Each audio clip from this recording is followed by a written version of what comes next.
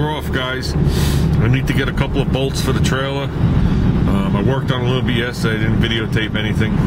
Today's supposed to be really warm, almost 70 degrees. Like I said, I'm off to CS Hardware, which brings back a lot of memories, because when I was a little kid, I remember being Grant's. I don't know if anybody remembers Grant's,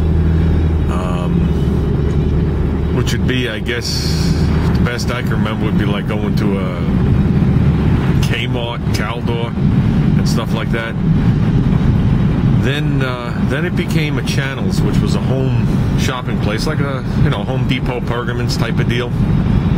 And then it became CS Hardware much later on, okay, in the 2000s somewhere. So that's like over a 40-year span worth of talking about it. But when it was Channels in the 70s, up until the 80s, I guess 90s, that was like the hottest spot on Long Island to bring your car to race. And the parking lot, which is pretty big, okay, the cars that used to appear in the parking lot aren't cars of like today, where you bring your car in, you open your hood, you sit with a chair and talk. Back then, when you rolled into the parking lot, your hood stayed closed. You were either there to see what race was going to happen, or you were there to race. And a lot of people just towed their cars in with chains and open headers, and they were ready to go, because all you did was leave and you headed south, and Deer Park Avenue or 231 opened up, and it was 2 lanes on each side, and it was perfectly flat, and it was a perfect quarter-mile marked off. And you'd give the money to somebody, and on the way back, if you were the loser, chances are you would just pull off to the side or pull onto Sunrise Highway and just leave, and then winner would come back to the parking lot. Well, like I said, I mean, I was little. My brothers used to take me up there. I mean, my brothers range anywhere from 4 to 10 years older than me. So I lived the hot rod days back then, being a little kid working on these cars. The days where, big blocks ruled. There weren't these high screaming small blocks that you see today with nitrous and all this other stuff. It was just pure muscle. And you go back to the mid-70s, and my oldest brother had a 68 Camaro that he bought from Richie Zool just to compete on the street. It was an all-out track car that he drove on the street with 1,700 miles on it. The brother under him had a 70 Roadrunner big block car, and the brother under him had a 72 Camaro with a Macbeth small block that was put in it. I mean, that car was pretty cool. It even had a parachute on the back. That's what it took to pull into the parking lot and compete. Because there was no, oh, let's make it shine, let's put on a fake blower, let's do this, let's do that, or the fake magnetos that you see today for $500 and it's electronic ignition in it. You were in the parking lot, you had that hood open, you were adjusting things, you had plugs out, you did whatever you had to do to win the race. Because even back then, you were racing a couple of $100s. And that was a lot of money back in the, mid to early 70s. It's a lot of money now. So it was a totally different atmosphere. Then it's, then as time rolled on, the cars faded away. Some people kept them. A lot of them got sold. They just became drivers and all sorts of junk. Then they reappeared, but they reappeared as these rotisserie show cars that even the drag racing cars that people bring into the swap meets, or not the swap meet, the cruise nights now. I mean, we have cars that are coming in as super gas cars. We have people pulling in pro mod cars that don't have lights. But they're all show cars. Back in the olden days, it might have been a show car on the outside, but it wasn't a show car underneath. Because you were under there wrenching it. You'd go home that weekend, something would be wrong, you blew the rear, you pulled the gears out in the driveway. It was a little different back then. So, I mean, I missed that aspect of it. But like anything else, as times changed, the cars became collectibles.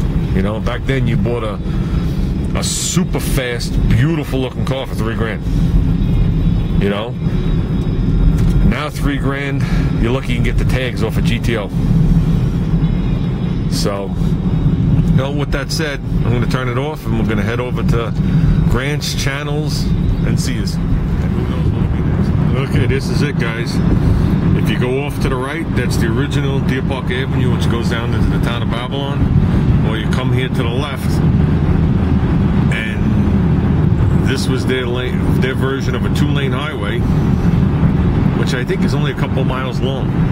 And if you look in the older maps, it was originally called the Babylon Northport Highway or Expressway, because it starts in Babylon and ends in Northport. So, but basically it was just a way to reroute you from going through the town. But unfortunately, they divided all the blocks in half to do it. So some of the blocks just go halfway and stop. So, but after this curve is where it straightens out. You see, we'll go over Sunrise Highway, it straightens out, flattens out, and then you can see where people race. Usually, we're going south now. It was on the northbound side. So, and then people would just exit right here onto Sunrise Highway. This is only a mile and a half from the Channels parking lot. So, thanks to the state, they gave us a free drag strip right here.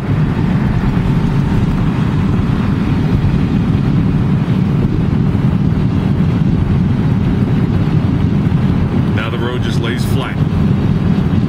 So, but it's really marked off on the other side, actually between two signs that are a quarter mile apart. So, I'll wait till we get up there. Well, this is it, guys. We used to start right over here at the green sign. And you used to come down here, and this part of the road was all rubber. And then they'd race down to, there's another sign coming up that's a quarter mile away. And people used to actually come here in the spring and actually paint the white lines. When you come across this 55-mile-an-hour sign, you just did the quarter mile. Now, my buddy Rich, you know who you are, when they were building this road in the 60s, and the road wasn't even finished, they were racing on it. Right, Rich, with your 51 Ford? And from that point on, it's just become the hottest place. Now, I mean, 10 years ago or so, when the cops were on here constantly, you couldn't drive down the road. The street racing moved into, you know, private areas. And if you ever watch some of the Long Island Extreme videos, you'll know what I mean. Those are the people that would have been racing here, but you just can't do it. So those guys actually did it on Edison Avenue, and they actually got a permit to make a movie to do it. So it wasn't illegal. But I mean, there's heavy street racing going on everywhere. I don't street race. I don't believe in street racing. I mean, 231, there was nothing there. So if something happened, you didn't cross lanes and kill anybody. You know, it was one of the safest places. The road is perfectly flat. No potholes, no bumps. But okay, we're here at Sears. I'm going to take the long way in so you can see the size of the parking lot that we used to fill up in the 70s with race cars.